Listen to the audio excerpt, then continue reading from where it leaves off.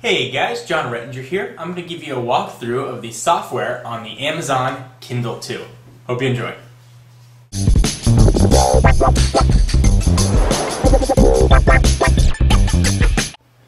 Alright guys, so here is the Kindle powered off. I'll go ahead and turn it on.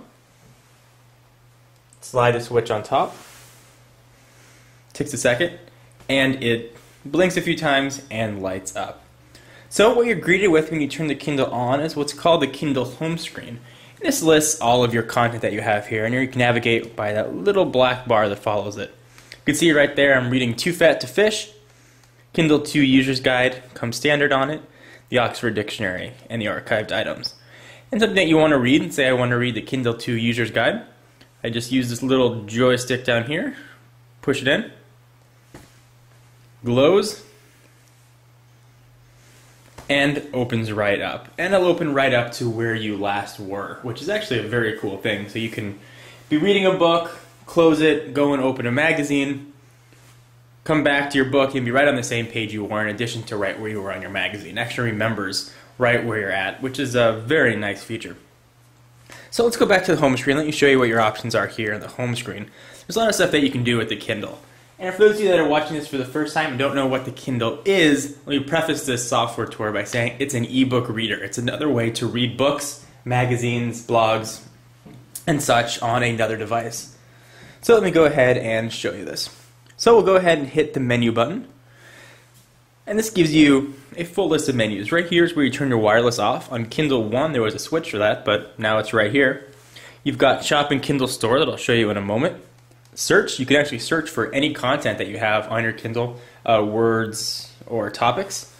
Settings, not much in the way of settings, really just change your email address, registration of the Kindle, and that's about it. Experimental. Experimental is actually where some of the cool stuff is. Let me show you that. First, you've got a basic web browser, play MP3s, and text-to-speech. So this does have Sprint's EVDO 3G connectivity here. It's how it downloads books, again, which I'll show you in a moment. So this takes advantage of that by using the web. So you can view the web here. Go ahead and open it up, and it opens up a pretty basic browser. Here's some sites that are already formatted for a Kindle. We'll open Wikipedia. I'll show you guys what that looks like real quickly. So it's actually a very quick load, and it's a very usable browser if you're in a pinch. And you've got your URL bar right up there, and you can type in whatever you'd like using the on-screen keyboard on the Kindle. And there you go, you've got Wikipedia right at your fingertips. So that's the browser, and it does have a very rudimentary MP3 player on here. I don't have any MP3s, but if I did, it would play. So you can enter URL, go to top, you can set bookmarks, and there are some general settings here for the browser. But I'm going to go ahead and gloss over this so I can get to the other good stuff without making this a 30-minute long video. So we'll go ahead and back to home screen. So one of the big things that the Kindle has is the ability to wirelessly download all of your content. So you never actually ever have to connect this to a computer. You're not tethered to a computer to get your content. You download everything right here on the Kindle. So let me show you what that looks like. We'll go ahead and hit menu. We'll go shop in Kindle Store. Connects to the network.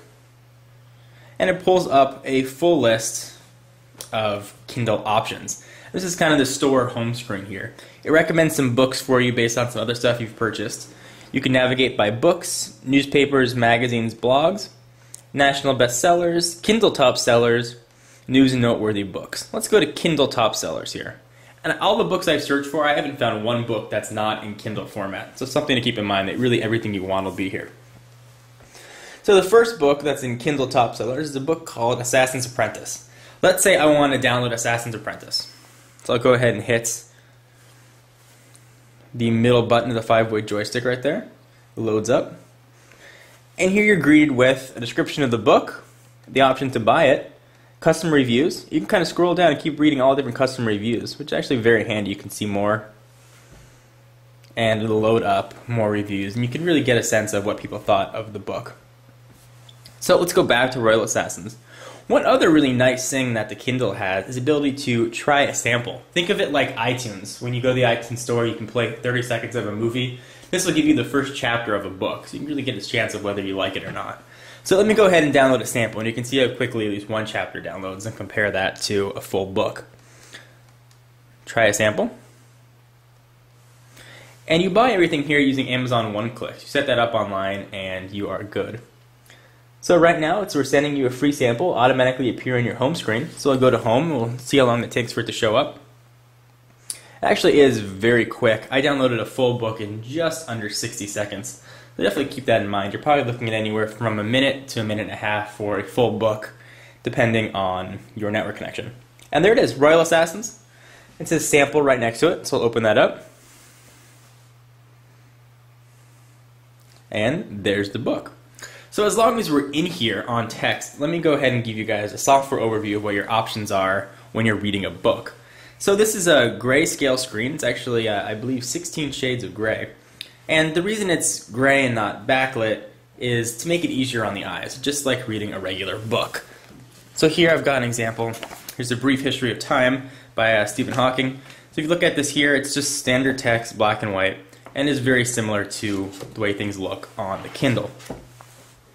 So that's at least the rationale behind that. So when you're here, depending on your age or your eyesight, you can have the option to set the font for whatever you choose. So right down at the bottom, there is a font button. You go ahead and click that. Move this back up. And you're greeted with a whole bunch of different font sizes here. You can kind of pick what you like the best. To go all the way up to the biggest, you can see how big that gets, and different sizes in between. I found the middle font to be quite good for me. Now you also notice right below there it says text-to-speech. Kindle also has a built-in text-to-speech, meaning it'll read the book to you. Don't expect any sort of audiobook functionality. It's not going to sound like an author's eloquent voice. As you'll hear in a minute, it's very robotic. And you can choose the speech rate, whether it's slower, the default, or faster, and you can choose whether it's a male or female. So let me show you guys what this sounds like.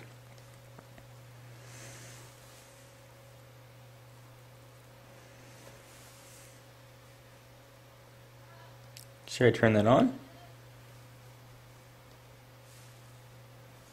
The menu. And I will start text-to-speech.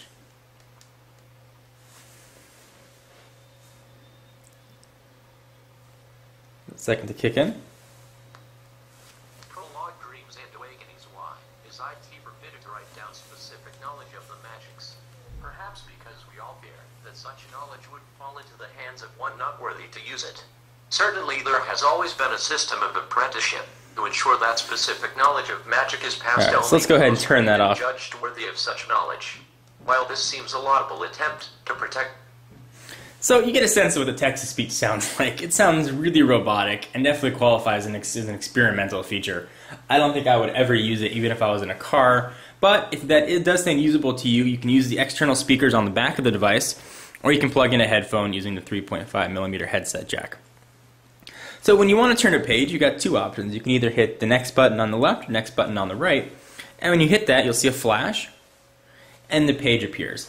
Now, one of the cool things about the Kindle is the battery is only being used when it's changing what's on the screen.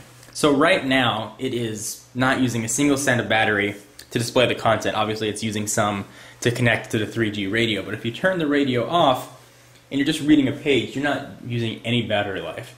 Meaning, battery life on this device is fantastic. I've been reading pretty much straight since I got it on Monday. As you guys can see, I still almost have full battery life, which is really impressive, and that's even keeping the 3G radio on. It's definitely something to keep in mind as you guys start to use the device. So I'll go ahead and go back to the home screen. And that's about it, guys. Just a real quick software overview of the Kindle and how it works. I've really enjoyed using it. It's been very easy on the eyes so far, and I'm going to save the rest of those comments for a full review coming up.